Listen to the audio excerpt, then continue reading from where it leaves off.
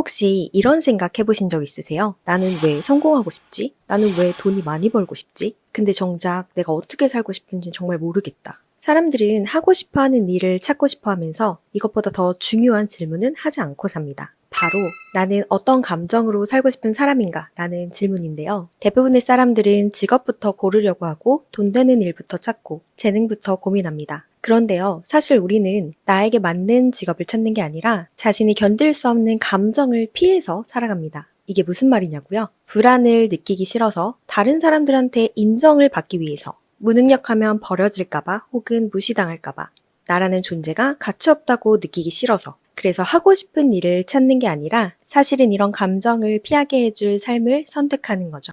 비상식적 성공 법칙이라는 책에 이런 구절이 나오는데요. 하고 싶은 일을 정확하게 찾으려면 먼저 하기 싫은 일부터 명확히 골라내라. 이 문장은 단순히 직업을 고르는 방법을 알려주는 문장이 아니었습니다. 이건 사실 네가 어떤 감정을 평생 피해왔는지 직면하라 라는 문장이었죠. 저는 30대 중반에 직장 내 괴롭힘으로 공황장애 우울증, 대인기피증이 생겼습니다. 회사에서도 쫓겨나듯이 나오고 이직도 하지 못한 채 집 안에서만 숨어 지내던 백수였죠. 그때 제 머릿속에는 이런 생각들 뿐이었는데요. 그래도 다시 회사로 돌아가야지. 이직밖에는 방법이 없어. 선택 같았지만 사실은 공포심에 대한 방어 반응이었습니다.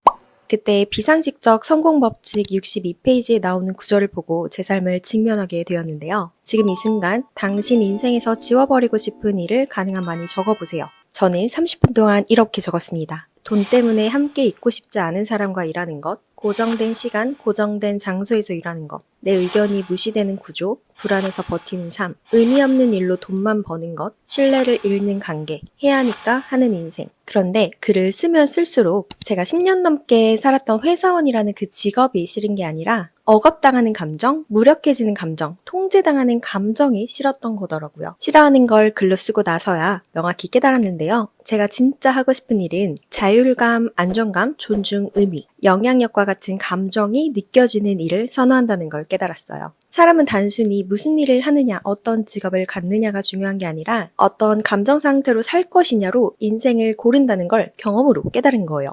사람은 이렇게 움직입니다. 감정, 선택, 일, 인생. 그런데 대부분은 거꾸로 생각하죠. 돈, 직업, 인생, 감정. 그래서 계속 하기 싫은 일을 억지로 하고 버티면서 하다가 결국 번아웃이 오고 저처럼 공황장애가 찾아옵니다. 이런 일들을 겪고 나서야 비로소 제자리에 멈춰서 인생을 돌아보는 시간을 갖는데요.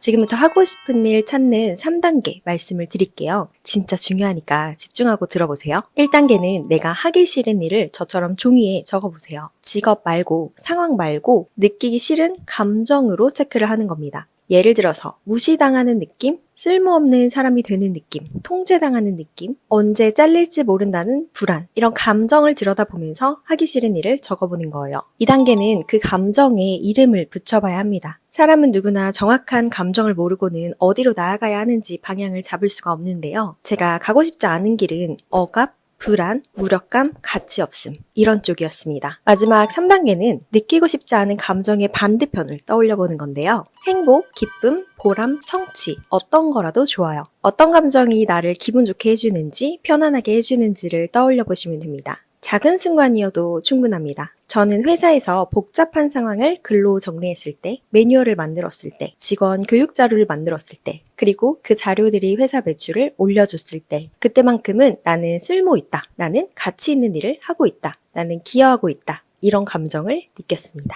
그리고 일상에서도 기분이 좋았던 감정, 그때를 생각해보면 주변 사람들한테 편지 쓰기, 일기 쓰기, 제가 겪었던 경험을 시나리오로 써보기, 생각 정리, 경험 기록, 전부 글쓰기로 이어져 있었어요. 이때 처음으로 나는 글로 무언가를 정리하는 일에서 기쁨을 느끼고 있구나를 명확히 깨달은 거죠.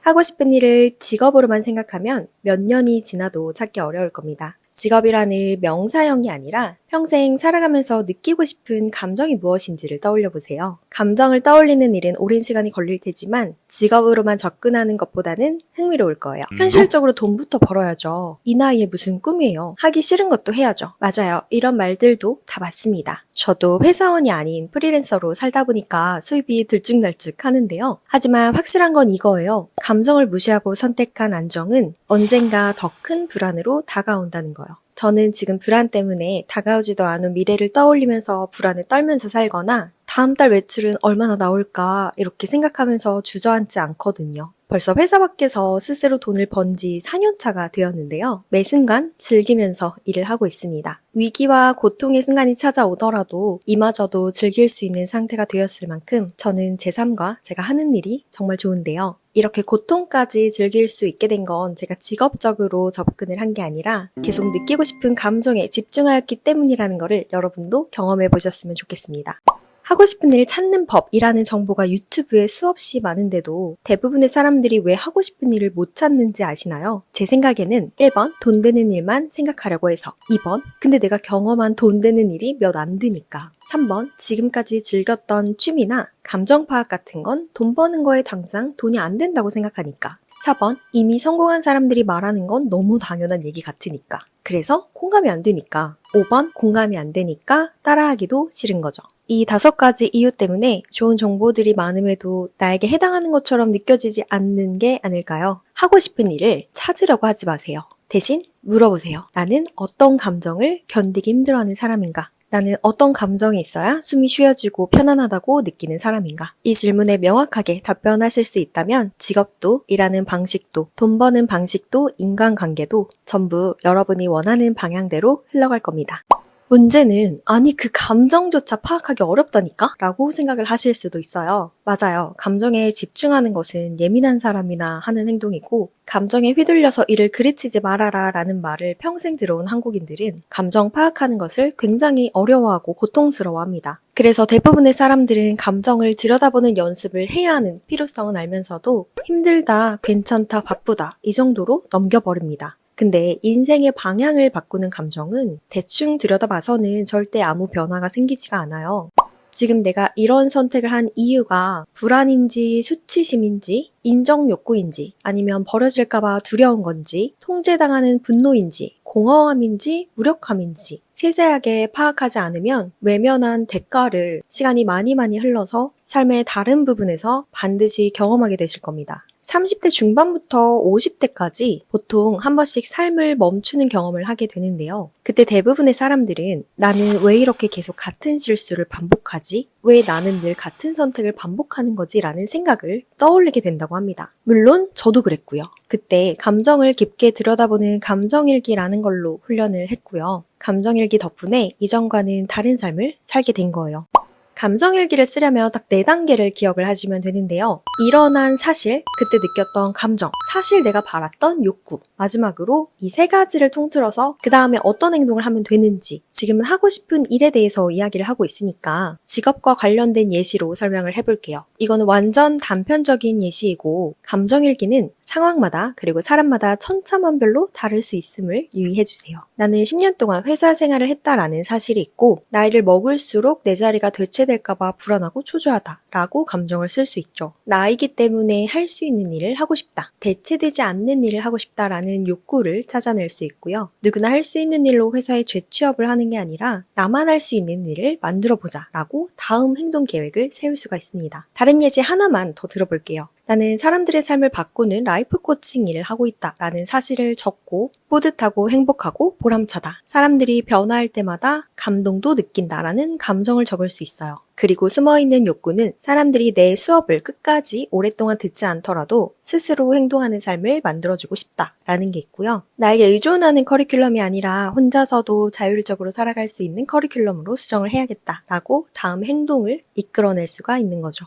이렇게 매일 감정을 들여다보는 훈련을 한 번씩만 하더라도 지금 내가 가고 있는 길을 계속 가야 하는지 아니면 다른 길을 가야 하는지 인생의 선택권을 가질 수가 있고 스스로 선택하는 횟수가 늘어나게 되면 내 인생은 내가 끌고 간다는 주도성, 자유로움, 해방감을 느낄 수 있습니다. 이런 게 반복되면 만족도와 행복도도 올라가게 되고요.